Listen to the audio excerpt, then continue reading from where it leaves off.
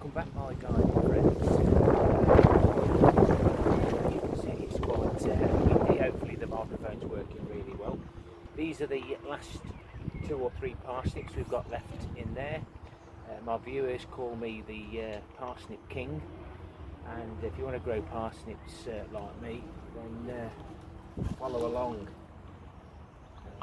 These have been in the ground since the 12th of April, so roughly 12 months these were sown. These are the last 3 now. I can get this pallet collar emptied. Still quite hard.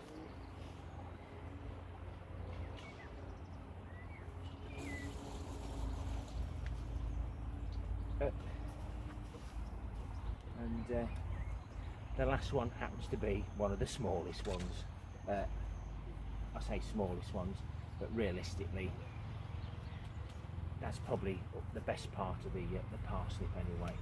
And as you can see, it's been growing again, so it does take a little bit of energy out, and the cores are quite tough at this time of the year after they've been in the ground 12 months. But because of the size, we just tend to cut the cores out and roast them or steam them. So I'm going to move you now over to that box there, and I'll show you exactly what we do.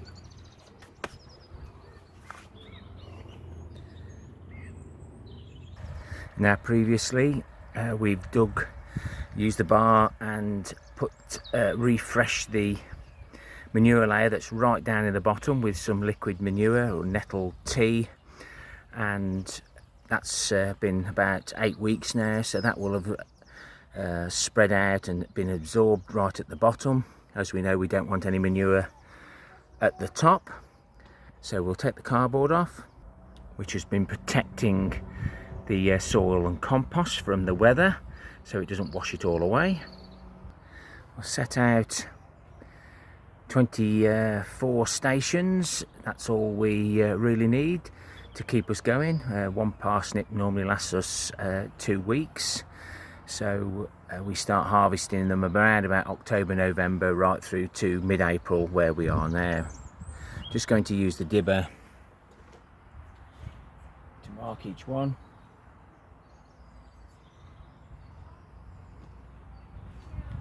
And then we'll remove the yogurt pot tops. And now we can use the crowbar to make a hole right down into the bottom of the manure layer.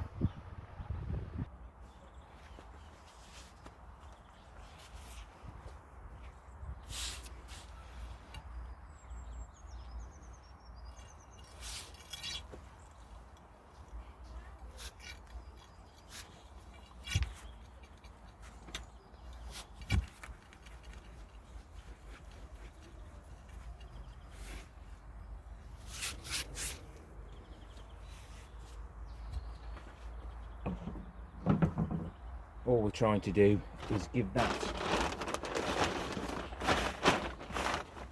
taproot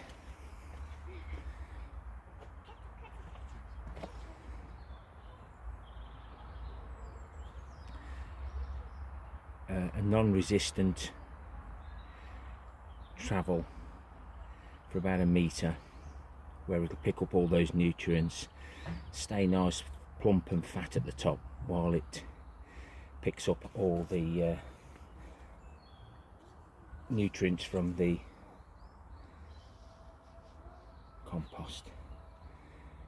I used to use a funnel before, but no need, because I use the cocoa coir to mulch this to stop any of the weeds coming up. So I'll continue with this, and I'll bring you back when I'm done. Bit of pause and record.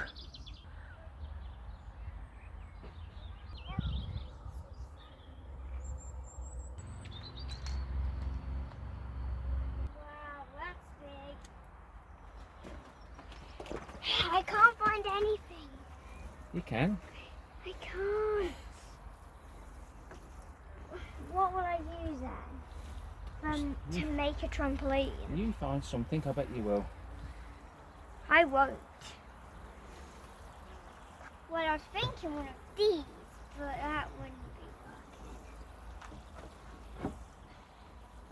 There's water inside. I'm going to continue watering this for a little while just to get it well soaked. The compost and soil in this bed is wet enough, so I'll use the dry cocoa coir, so the cocoa coir goes right down to the bottom, so the taproot can make its way down there, and the taproots do go quickly. So all I'm adding now is some shop bought compost. I don't sieve it, not for this stage. The taproot's pretty good at getting through most of it, so I'm going to top all those up now. Another good watering, focusing mainly on the pots.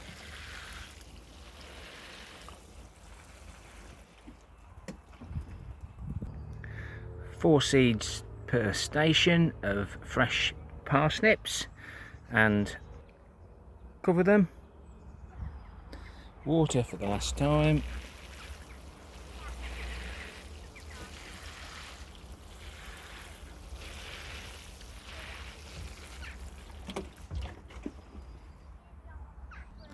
And then we can add the little mini greenhouses.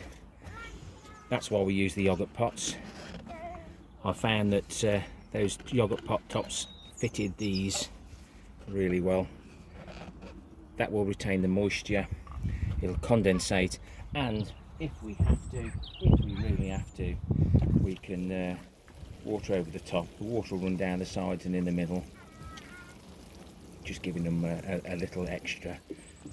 But the water that goes around the sides will go down and be drawn in by the compost. So let's get it all done.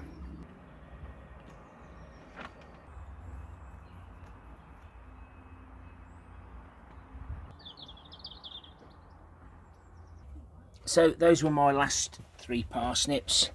This one has had the resistance, but it's still gone. Just 2 types of taproot there. One where it's gone right to the bottom and curled over because it's hit the hard bit at the bottom. It's gone as far as that crowbar would go last year. And then this one, it's gone so far down that it's put out its fibrous roots, picking up all those nutrients, giving us some nice parsnips. And you think, oh, those parsnips are really good. He's showing the best, but of course I'll always show everything.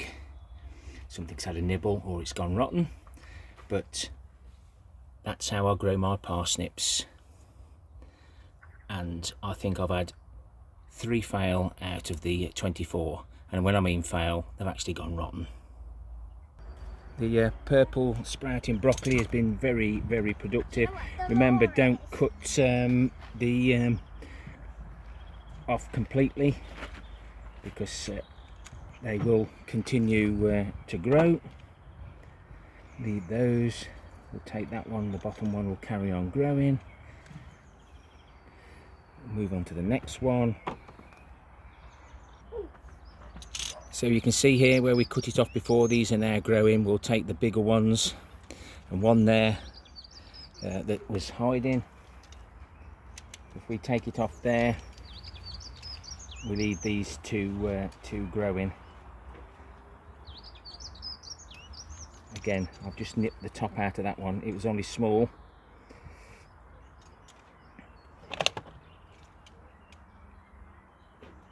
Again, just remember, cut it off completely. And see, I've just cut that one off. We could have left that one a little bit longer. That one is just started to go, so you've got to keep picking, keep harvesting, it'll keep producing.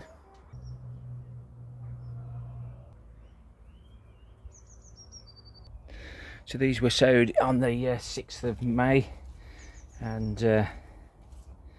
there's some nice radishes in here. These were the mystery mix from Real Seeds, so I've already got them ready to plant again, and it's just nice to have a few radishes. A little bit dry, so we just need to water those, and the rest will fill out nicely as we go along. They look quite nice. Even Olivia thinks so, because I think she's going to eat the big one before we get home. So that's a nice little haul. What's going on here? Well, if that wasn't an excuse me moment, she beat me to it. Happy gardening to you all. Till next time, my friends. Ta-ra for now.